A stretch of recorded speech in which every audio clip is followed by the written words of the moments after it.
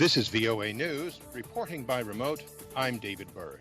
Mourners converged in Minneapolis, Minnesota Thursday to memorialize George Floyd, whose death at the hands of a police officer has sparked international protests on racial justice. Meanwhile, 3 officers charged with being complicit in Floyd's death made their first court appearance. AP's Tim McGuire has more. He died of a common American criminal justice malfunction. The Reverend Al Sharpton says George Floyd's death is part of a 400-year pattern for blacks in this country. The reason we could never be who we wanted and dreamed to be in is you kept your knee on our neck. As the service was underway, a hearing was held for the 3 now former officers charged with aiding and abetting former officer Derek Chauvin, who is charged with second-degree murder in Floyd's death. The 3 are each being held under $750,000 bond. I'm Tim McGuire. In the wake of George Floyd's death, lawmakers on Capitol Hill are moving to reform police accountability laws.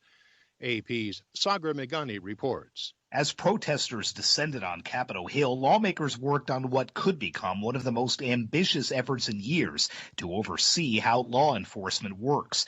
Both the Senate and House are expected to include proposed changes to police accountability laws and training requirements. Addressing the loss of trust between police departments and communities they serve. House Speaker Nancy Pelosi says she'll leave it to the Congressional Black Caucus to give details. Attorney General William Barr acknowledges the lack of trust and says it must change. Sagar Megani, Washington. A mixed day on Wall Street with the Dow Jones Industrials closing up slightly, but the S&P and the Nasdaq down. This is VOA News. The Global Vaccine Summit, hosted virtually by Britain on Thursday, raised $8.8 billion for routine vaccinations in some of the world's poorest countries. British Prime Minister Boris Johnson announced the figure at the end of a 3.5-hour online session, bringing together multiple world leaders amidst the current COVID-19 pandemic. Our actions, your actions, will also support healthcare systems in the world's poorest countries, which are increasingly victims of coronavirus. Representatives of more than 50 countries, including 35 heads of state or government, participated to raise funds for the Gavi Vaccine Alliance, a public-private global health partnership. The coronavirus pandemic has set off another problem, clogged sewers. AP's Ed Donahue reports. Some items now being used to try to stop the spread of the virus are not showing up in the trash, but in sewage systems. Lynn Riggins is with WSSC Water near Washington, D.C. We've seen an increase of 17 tons of wipes. Face masks and gloves are also being tossed into the toilet. The packaging on a lot of wipes says flushable.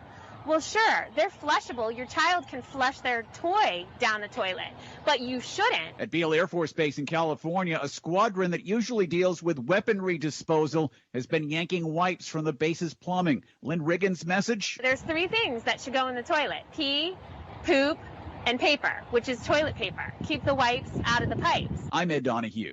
The number of Americans filing for unemployment benefits dropped below the 2 million mark for the first time since the health crisis forced a near shutdown of the U.S. economy in March. Reuters' Conway G. Gittins has the numbers. The Labor Department announced Thursday that new jobless claims hit 1.8 million last week. That's a big drop from nearly 7 million Americans filing for first-time benefits when much of the economy was forced to shut down over health concerns. But economists point out the jobless numbers remain stubbornly high and reflect a second yet smaller wave of layoffs by companies struggling to cope with weak demand. The jobless numbers also likely reflect states playing catch-up by finally processing claims for those workers displaced at the onset of the shutdown. With more businesses allowed to reopen their doors, many Americans are starting to return to work. Thursday's snapshot of the job market comes ahead of a bigger picture view. The government will publish its unemployment figures on Friday. Economists expect to see the jobless rate top 19%, its highest level since World War II. That's Reuters' Conway G. Gittins. Reporting by remote, I'm David Byrd.